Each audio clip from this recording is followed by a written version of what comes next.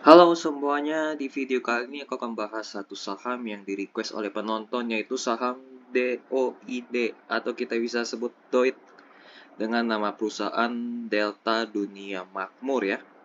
Ini mereka bergerak di bidang pertambangan batu bara. Ini websitenya kalian bisa ngecek sendiri di deltadunia.com. Ini kalian bisa lihat profilnya mereka ya, CSR dan lain-lainnya ya, produk bisnis dan lain-lain. Di sini kita bisa lihat laporan keuangan dan laporan tahunan, lengkap semuanya di sini. Nah, ini halaman laporan keuangannya. Tinggal kita ganti aja tahun berapa, tahun 2017 cari. Nanti akan muncul ya, akan ditampilkan di tahun 2017. Nah, ini dia tampil. Di semua informasi ada di sini ya, di websitenya di deltadunia.com. Oke, kita lihat profil singkatnya mereka di website idx.co.id. Ini nama perusahaannya Delta Dunia Makmur dengan kode saham DOID atau kita boleh sebut DOID. Nah, ini tanggal pencatatan mereka atau IPO atau listing itu di tahun 2001. Dan mereka itu di pertambangan batu bara ya, bidang usahanya.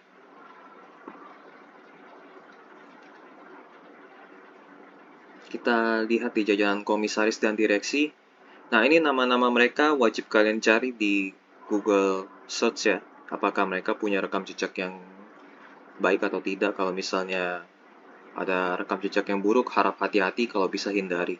Dengan cara ketik nama mereka spasi kasus. Kalau ketemu berarti harus hati-hati, kalau tidak ada berarti artinya aman. Kita masuk ke komposisi pemegang saham. Idealnya harus ada satu pengendali 51% dan masyarakatnya itu maksimal kalau bisa 30%. Jangan terlalu banyak. Tapi ini kurang ideal ya. Di masyarakatnya 51%, pengendalinya North Star Tambang Persada hanya 37%. Jadi ini secara komposisi pemegang saham kurang menarik atau kurang ideal karena terlalu banyak di masyarakat. Jadi artinya masyarakat jadi pengendali. Artinya si founder atau pendiri atau pemilik ibaratnya dia ngebuang kepemilikannya atau pengendalinya dia atau kepemilikannya dia ke masyarakat. Artinya mereka menganggap perusahaan ini kurang menarik, makanya mereka buang ke masyarakat. Gitu. Intinya gitulah ya. Mereka buang sahamnya mereka atau pengendalian mereka. Jadi ini saham yang sebenarnya sudah kurang menarik kalau mereka buang ke masyarakat sebanyak 51%. Tapi nggak apa-apa, kita lihat-lihat aja.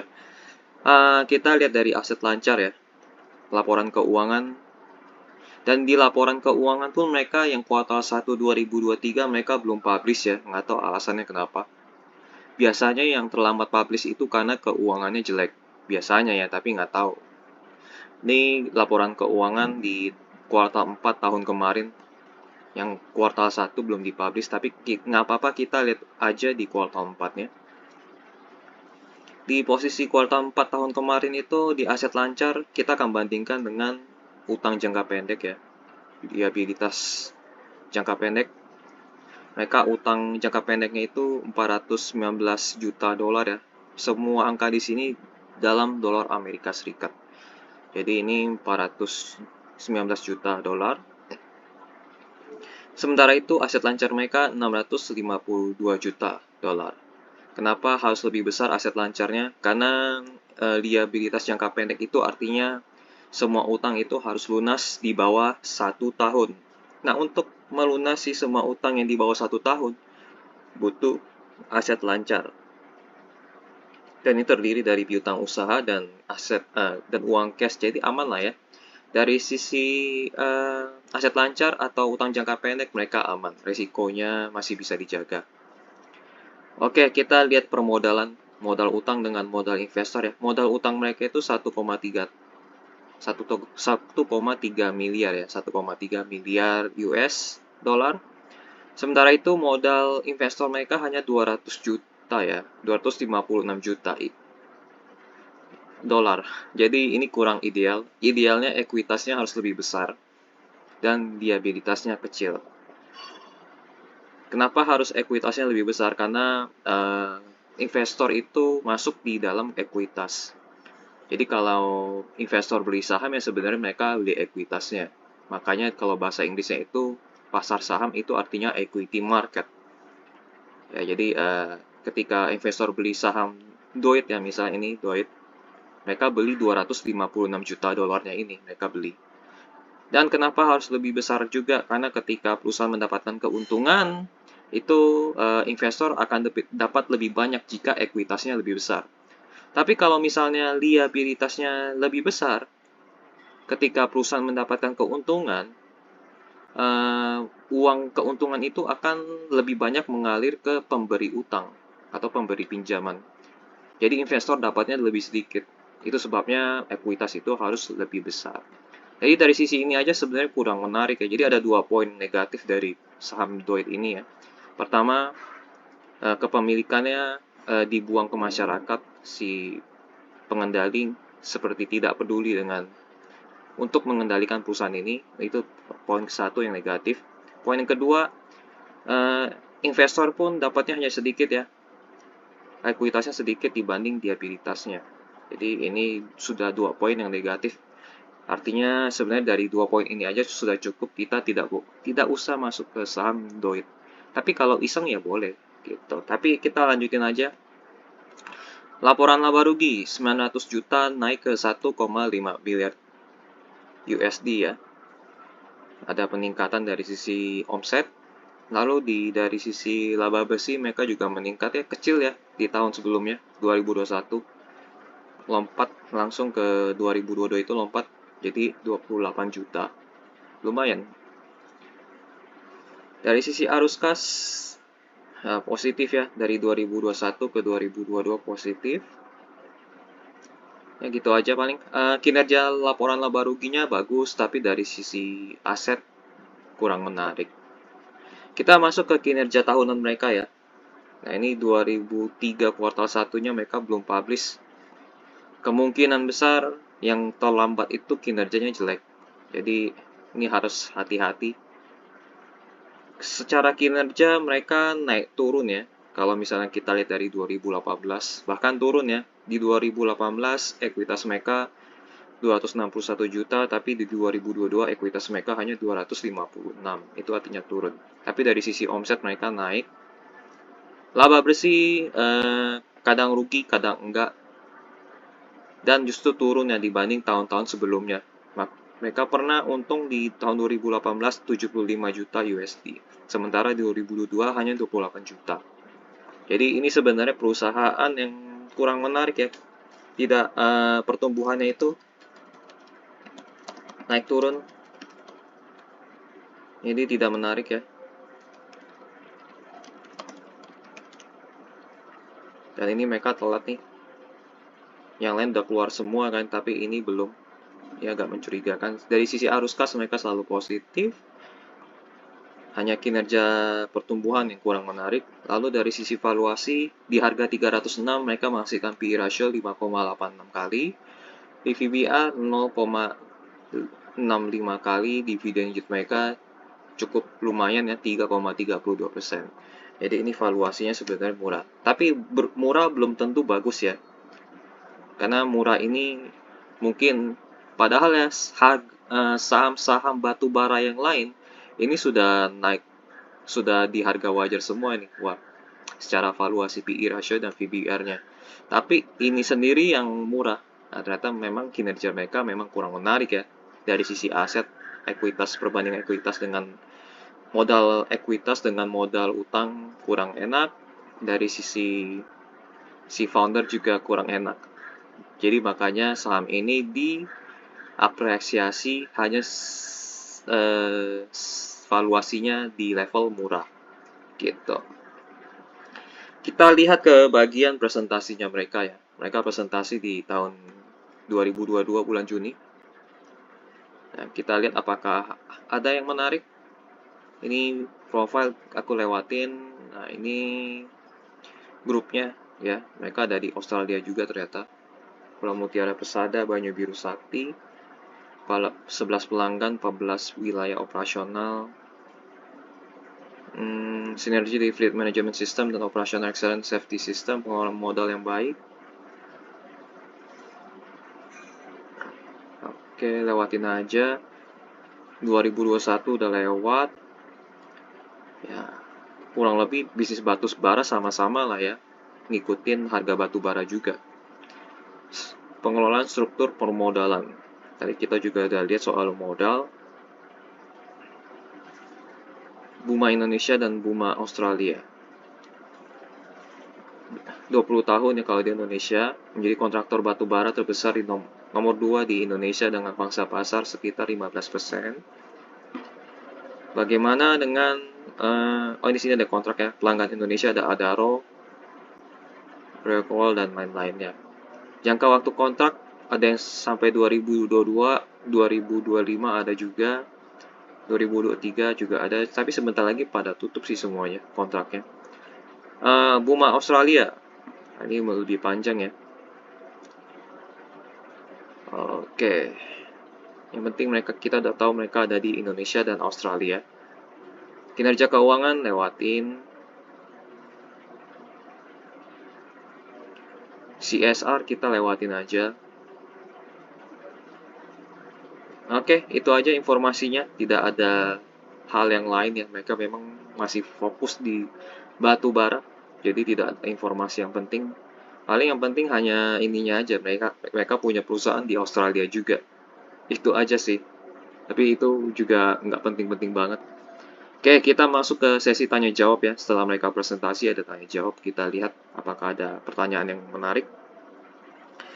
Oke, terkait sektor diversifikasi non batu bara, apakah ada kemungkinan perseroan akan melakukan diversifikasi ke pertambangan nikel setelah tembaga? Ternyata mereka ada diversifikasi ya. Mereka ke tembaga.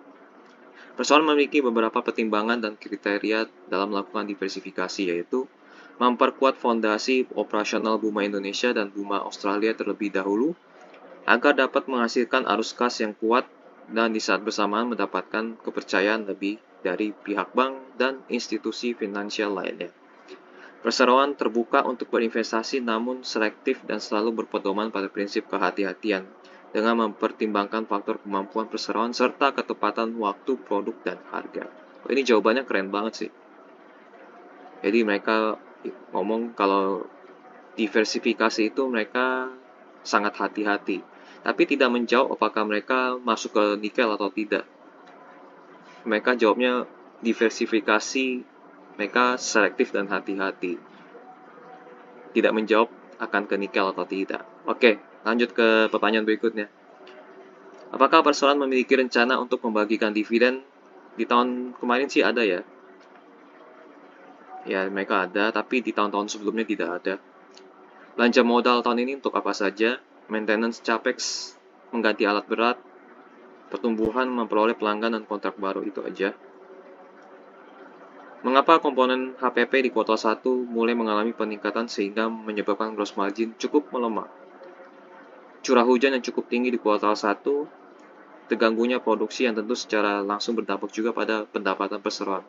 Sementara biaya-biaya yang relevan dengan curah hujan seperti slippery time, biaya pembersihan jalan yang licin dan saluran, biaya pemompaan air dan PIP. Oh, ini produksinya ya yang menjadi naik gara-gara musim hujan.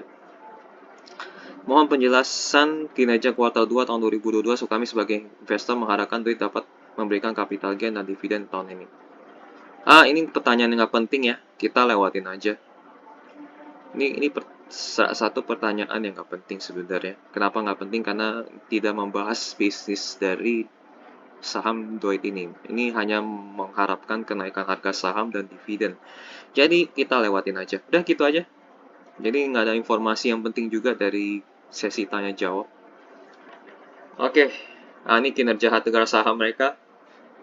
Dari di sini aja kita kelihatan ya, di mana harga saham batubara yang lainnya pada menukik ke atas, yang sebelah kanannya ini malah tidak bergerak kemana-mana. Ya memang ada dua poin penting sih. Pertama, ekuitas mereka lebih kecil dari modal utangnya. Sementara itu, Northstar ini membuang saham mereka ke masyarakat. Artinya Northstar ini menganggap saham perusahaan dari Doit ini nggak begitu penting. Makanya mereka buang ke masyarakat. Jadi, maka dari itu harga sahamnya nggak kemana-mana. Oke, ini dividen mereka juga jarang bagi. Mereka hanya bagi dividen di tahun 2022, padahal mereka berdirinya atau listing mereka di tahun 2001. Dari tahun 2001 mereka nggak pernah bagi dividen. Mereka hanya bagi di tahun 2022. Jadi kurang menarik sebenarnya. Nah, ini berita-berita mengenai Doit ya. 14 hari yang lalu terakhir nih. Proyek kontrak baru dari Australia. Itu aja. Sisanya kalian nanti cari tahu sendiri di kontan.co.id ya. Ada berbagai berita-berita lainnya. Paling terakhir ya, paling kontrak baru aja sih. Tidak ada berita paling penting lainnya, nanti kalian cari tahu sendiri. Kesimpulan, prospeknya. Wah, ini karena ngomongin batu bara ya. Prospeknya ngikutin harga batu bara ya. Harga batu bara. Sementara itu, harga batu bara sudah turun 50% lebih ya. Jadi kemungkinan sangat besar kinerjanya turun. Ini prospeknya itu kurang menarik ya. Prospek kurang menarik. Apalagi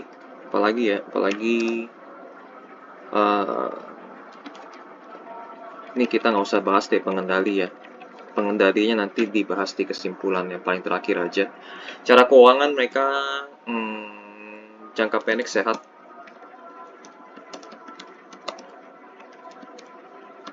Kalau jangka panjang kurang menarik, punya resiko. Kalau jangka panjang punya resiko ya, karena utang lebih besar.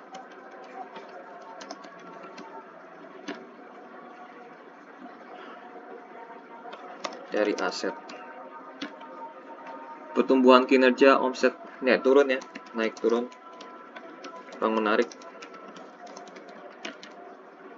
Valuasi murah, tapi kurang menarik.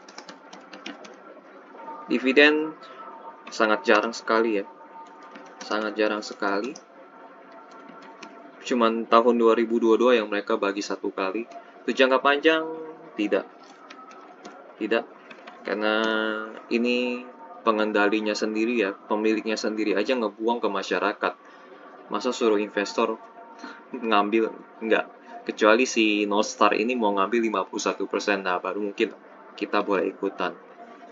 Dan ini pun juga utangnya terlalu besar ya, ada 1,3 miliar, sementara investornya 200 juta aja, jadi ini benar-benar kurang menarik dari sisi jangka panjang, dan mereka pun nggak pernah bagi dividen masalahnya.